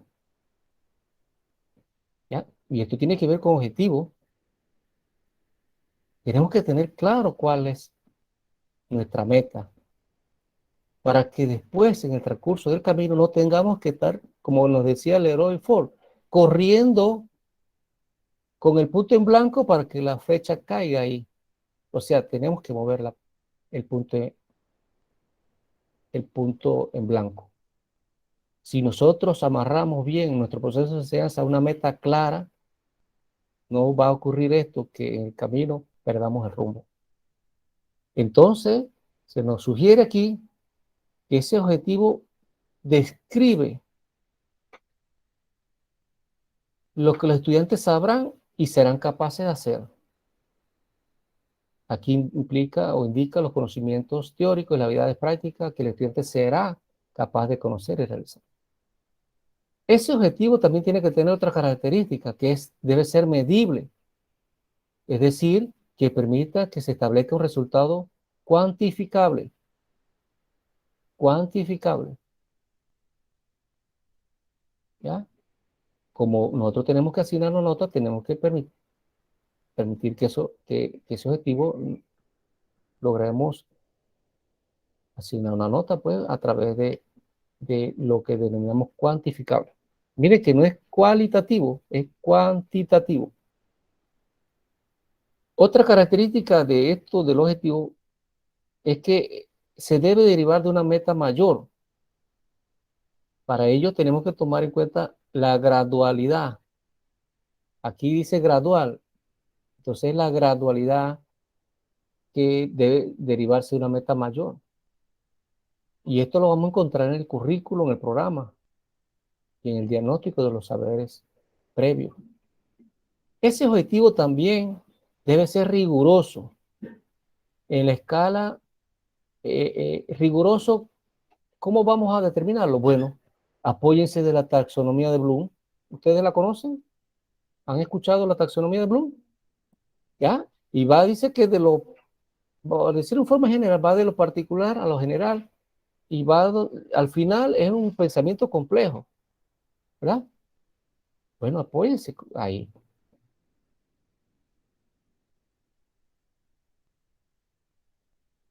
De los niveles cognitivos, o sea, llegar a los cognitivos más altos. Y por último, que sea factible y ambicioso. Esta parte tiene que ver que el objetivo se pueda lograr y que apunte al desarrollo de aspectos cognitivos altos. Ambicioso es en el sentido de que, ¿qué es lo que yo quiero que el chico llegue a dar? Recuerde que todos estudiantes tienen una zona de desarrollo próximo, ¿ya? Y nosotros con nuestras actividades le estamos brindando esas actividades para que él crezca y salga de ese desarrollo.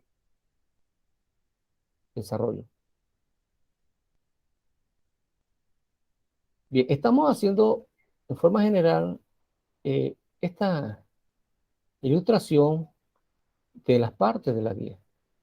Luego vienen los indicadores para estudio. Esto tiene que ver con el contenido, compañero.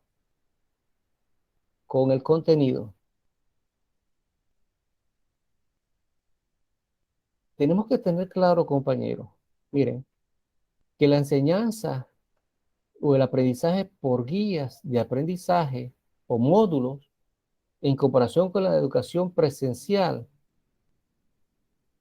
supone un mayor esfuerzo por parte del estudiante. ¿Por qué? Porque hablamos de madurez, hablamos de la parte psicológica. Ellos todavía están en formación, no tienen esa capacidad, sí, o sea, no es que no les permita, es que les va a costar más.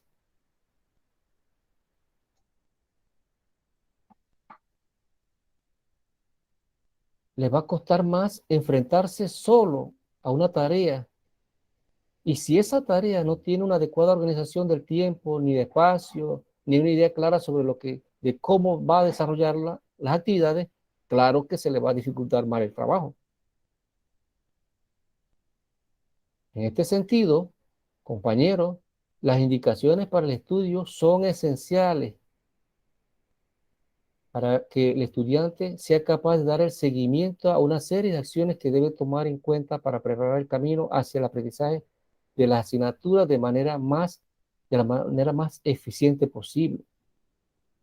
Entonces, aquí entra en juego las indicaciones, tienen una relevancia fundamental. Y aquí nos dice la guía que hay dos tipos de indicaciones: las externas y las internas. Y aquí nos brinda un ejemplo. Léame la primera, la externa. Ok, la primera es en externa. En este momento practicaremos lo aprendido en matemáticas. Es importante que antes de iniciar consideres que esto tomará 15 minutos en tu entera atención.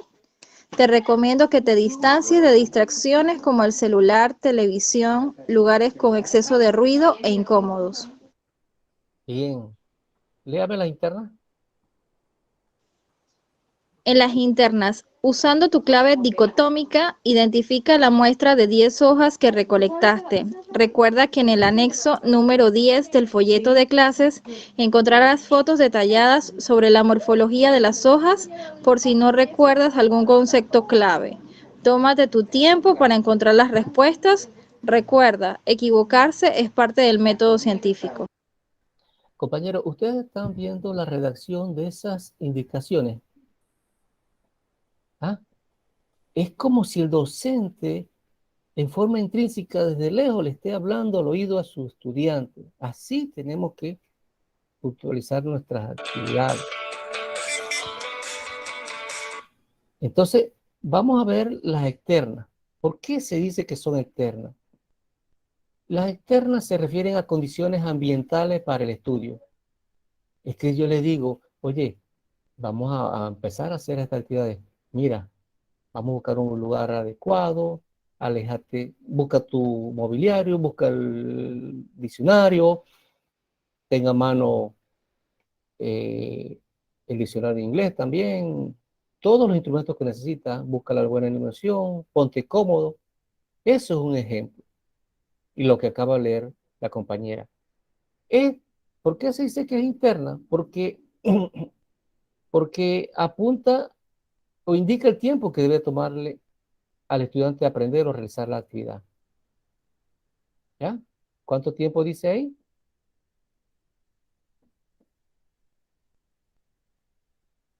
15 minutos. 15 minutos. Bien. Por eso es externa, porque son aspectos que tienen que ver con el contexto donde está el estudiante, en el momento en que va a desarrollar su guía. Sugiere condiciones físicas para maximizar la productividad y hace referencia a evitar distracciones. Por ejemplo, aléjate del celular, el televisor, qué sé yo, ve al baño, haga sus necesidades físicas o la música, todos esos aspectos que pueden ser aspectos que interfieran la concentración del chico. Ahora veamos las internas, ya la compañera leyó. Estas tienen que ver con procedimientos que el estudiante debe seguir y dan cuenta de una serie de técnicas y hábitos de estudio, ¿ya?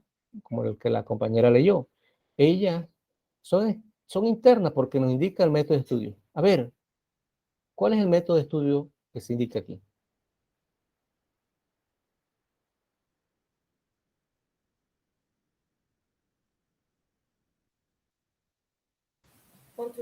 El método es un método constructivista.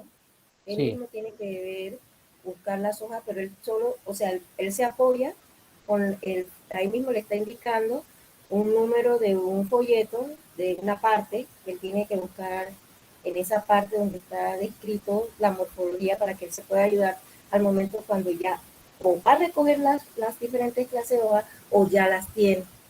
Ese es un método constructivista, profe. Sí, correcto. El aprender haciendo. Ajá, Sí. él hace su... Ajá. Pero para poder aprender haciendo, él tiene que tener ¿qué? Tu clave dicotómica. Ajá. Él tiene Exacto. que tener ese recurso, si no, no va a aprender. ¿Qué más? Si no, no, exactamente. También dice, y las 10 hojas que recolectaste, identifica la muestra en las 10 hojas que te salen. O sea, con tu clave te vas a apoyar en las 10 hojas. ¿Ya? Vemos por eso que son internas, porque tienen que ver con los pasos que él debe dar para lograr el aprendizaje. También indica las dificultades y sugiere cómo abordarlas. Y motiva al estudiante. Y motiva al estudiante porque miren lo que nos dice al final. Recuerda, equivocarse es parte del método científico. ¿Ya? O sea, le da ánimo. Profesor, ese punto es bien interesante, eso que acaba de colocar ahí, de equivocarse es parte del método científico, porque muchas veces eso como que no, muchas personas no lo entienden. Y creo que ahí te dice, si haces 100 veces y tienes los mismos resultados 100 veces, 100 veces estás haciendo las cosas mal, porque tienes los mismos resultados. Profe, no sé, ahora no recuerdo el nombre del que inventó el foco. Él decía, pero te equivocaste, creo que Edison, te equivocaste 3.600 veces. Y le dice, no, me di cuenta de las 3.600 veces que no lo debo hacer. Porque le decía, él no fue que se equivocó, sino que se dio cuenta de que en 3.600 veces él lo había hecho de una manera equívoca. Entonces vemos que es fundamental en las indicaciones internas tener esto en cuenta. Ánimo, tú puedes. ¿Ya? Ese ánimo, cuando él lo lee, usted le está hablando al estudiante al oído. Bien, pasamos a la siguiente diapositiva, que tiene que ver ahora con las actividades de una guía. Compañeros, por actividad hacemos referencia a cualquier oportunidad para el aprendizaje. ¿Ya? Tenemos que tener en cuenta esto. Una actividad es cualquier oportunidad que nos permite que el niño crezca. Es importante tener en cuenta que existen dos tipos de actividades, el de tipo conductista y el de tipo constructivista. Nosotros no podemos apartarla, soslayarla, no. Tenemos que tener en cuenta que a pesar de que el conductismo no es positivo y que nosotros podemos potencializar para que nuestros chicos aprendan. Y también está el conductismo, la parte constructivista. Entonces, la guía debe responder a diversos niveles cognitivos. Además, debe preparar al estudiante a desarrollar su máximo potencial. Esto se logra de manera escalonada, de menos a más. ¿Ya? De menos a más. Miren, de tipo conductista dice memorística, sistemática y enfocada en las respuestas correctas. No hay espacio para error. Esto lo vemos cuando, señores, cuando nosotros aplicamos actividades, por ejemplo, o ejercicio o parte formativa como preguntas de selección múltiple. Aquí el chico no tiene más opción que A, B, C o D, ya. O pareo, o relación de concepto, o cierto y falso. Esto es de tipo conductista, porque encasilla al estudiante que tiene que hacer aquí, o lo hizo bien o lo hizo mal, ya. Esas son actividades de tipo conductista. Veamos las de tipo constructivista. El estudiante tiene la oportunidad de experimentar, consultar y crear. ¿Ya? Consultar y crear. Miren, volvamos a la anterior. Aquí dice, usando tu clave dicotómica, identifica esta interna, esta actividad, este indicador para estudio es una actividad constructivista. ¿Por qué? Porque le permite al estudiante experimentar y consultar y crear. ¿Qué va a consultar? Su clave dicotómica. Y esto lo vemos cuando se les presenta al estudiante actividades para encontrar errores. Él indaga. Él indaga. Cuando describen hechos y analogías, el estudiante crea. Y cuando dice recopilación de datos y entrevistas, el chico evalúa. Cuando hacemos actividades que permiten que el estudiante indague, cree y evalúe, estamos haciendo actividades de tipo constructivista.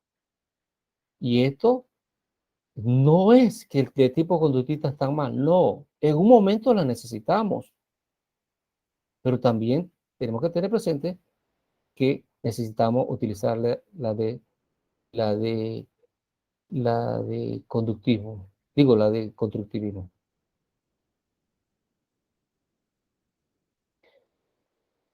Compañeros,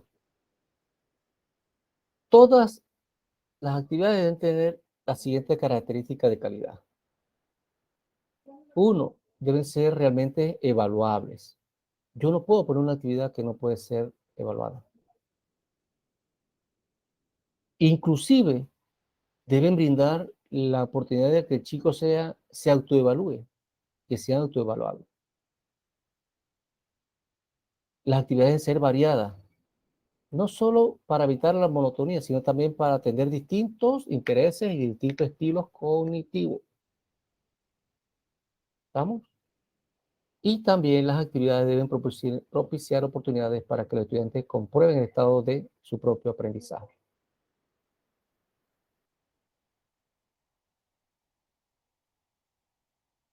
Y también que debe darse la oportunidad al estudiante de que el estudiante se involucre con la realidad, es decir, tocando, manipulando, aplicando. Y última, no por menos, pero también es importante que estas actividades deben animar al estudiante a continuar con su esfuerzo. Se pueden realizar y que se puede realizar un tiempo, como le diría, razonable. Podemos dar muchos criterios a la hora de redactar las actividades, que si son de alta demanda cognitiva o de alta demanda, son otros aspectos, pero en esencia, las actividades deben responder a estas características, que sean evaluables, que sean variadas, que propicien oportunidades para que el estudiante se involucre con su propio proceso de aprendizaje, que impliquen al estudiante un contacto con la realidad y que también lo animen a continuar con sus esfuerzos. Esto es con relación con las actividades de una guía didáctica. Ahora viene la evaluación de una guía didáctica. Y nos dice la diapositiva que la evaluación debe estar estrictamente alineada al objetivo de la guía didáctica y a los contenidos que se encuentran en ella, como también considerar los saberes previos del estudiante. Es lo que decía hace un rato. Tenemos que amarrar bien nuestro proceso de enseñanza a una meta. Y la meta era lograr un objetivo, bueno, no perder de rumbo ese objetivo en el desarrollo de esta guía o en la elaboración. Eh, en una guía didáctica se recomienda que exista la evaluación continua. Y esta evaluación continua es lo que vemos aquí en la presentación. La evaluación inicial o diagnóstica, la evaluación formativa o permanente, la evaluación final o sumativa. Esta evaluación se va a dar en todo proceso. Es decir, que se realice a lo largo del proceso de enseñanza-aprendizaje. En pocas palabras, a medida que se explican los contenidos clave, es necesario que se verifique y se evalúe el aprendizaje. Es importante también, compañeros, que en la guía de autoaprendizaje se le brinde oportunidad al estudiante para que se autoevalúe, con el objetivo de que esto promueva su autonomía y el compromiso con su aprendizaje. Con su aprendizaje. Bien, ustedes dirán, pero profesor, ¿cómo hacemos la evaluación inicial o diagnóstica? Bueno, hay muchos instrumentos, muchas maneras, muchas técnicas. Podemos hacerla introduciendo por medio de los contenidos previos. Puede decir, introduciendo una pregunta que puede ser cognitiva o reflexiva. Y ahí el estudiante va a hacer uso de ese conocimiento que él posee. Bien, en la evaluación formativa o permanente, que es la que se realiza durante todo el proceso del autoaprendizaje de la guía, ahí debemos verificar la comprensión del aprendizaje de lo que estoy redactando para el estudiante, con el objetivo que éste sea autocrítico frente a su contenido. Un ejemplo podría ser, compañero, a ver, en cuanto a la evaluación formativa o permanente, dice, ahora vamos a responder la siguiente pregunta de la selección múltiple.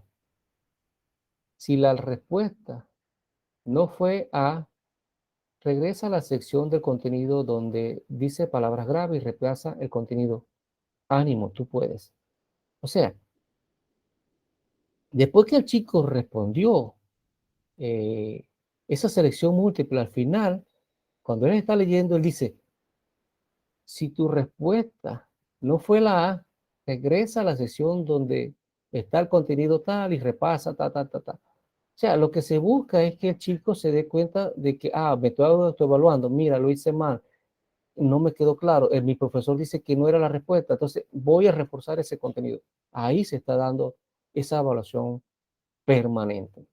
Y la final, pues, es la que nosotros conocemos como sumativa, en la que el estudiante va a tener que comprobar sus conocimientos adquiridos y confrontarlos con los resultados. Aquí podemos aplicar una rúbrica, una lista de cotejo, una escala estimativa, ¿ya? Una escala estimativa. No sé si hay alguna consulta. Bien, terminamos, parece. ¿Esa la guía didáctica es de una materia en específico o es de la... Bien, dame un y minutito. el nivel? Sí, dame un minutito que voy a terminar algo que se me estaba pasando con respecto a la evaluación.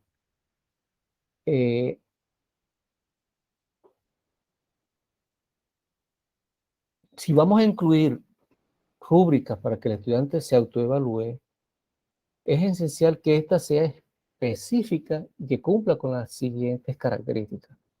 1, que describa las expectativas que nosotros como docentes tenemos del aprendizaje que esperamos del estudiante. Y 2, que describa de manera clara los aprendizajes alcanzados en cada nivel de la rúbrica. Estos aspectos tenemos que tenerlos en cuenta a la rúbrica. Nosotros sabemos que si tenemos una lista de cotejo y esa lista de cotejo le ponemos ponderación, esta lista de cotejo cambia a una escala estimativa. Bien, pasamos ahora, compañeros, a los talleres. Bien, vamos a ver este taller 3, ya para finalizar y finalizando. El taller 3 de hoy tienen hasta el viernes a las 6 de la tarde para entregar este taller. Y dice, las actividades interactivas deberán de promover, miren que estamos hablando de actividades, en los alumnos actividades cognitivas que favorezcan la asimilación significativa de los nuevos conocimientos en su esquema interno y que permitan el desarrollo de estrategias de exploración, de aprendizaje, a partir de los errores y de la planificación de la propia actividad para asegurar la significabilidad y la transferibilidad de los aprendizajes. Estas actividades también procurarán desarrollar en los alumnos formas adecuadas de representación del conocimiento, categorías, secuencias, redes conceptuales, representaciones visuales, etc. En este sentido, aquí viene la pregunta del taller. Lo que le manifesté anteriormente era una instrucción. ¿Qué actividades intelectuales hay que suscitar en el alumno para que alcance los objetivos de una manera duradera y con un máximo de posibilidad de que se produzca la transferencia a situaciones? Esa es la primera parte. La segunda parte dice, elabore un glosario ilustrado de 10 términos a partir de la unidad temática 2 y 3 del módulo autoinstruccional. Es decir, nos apoyamos del módulo y van a revisar la terminología que está ahí. Y ustedes van a escoger 10 términos que usted, a su juicio, ustedes consideran que como docentes debemos manejar y dominar. Ese glosario es ilustrado. Bueno, explican ese concepto, lo definen y lo ilustran. Son 10. Bien. ¿Alguna consulta? ¿Alguna consulta, compañero? Profe, ¿y las actividades intelectuales cuántas usted solicita? Las actividades intelectuales que ustedes consideren. No hay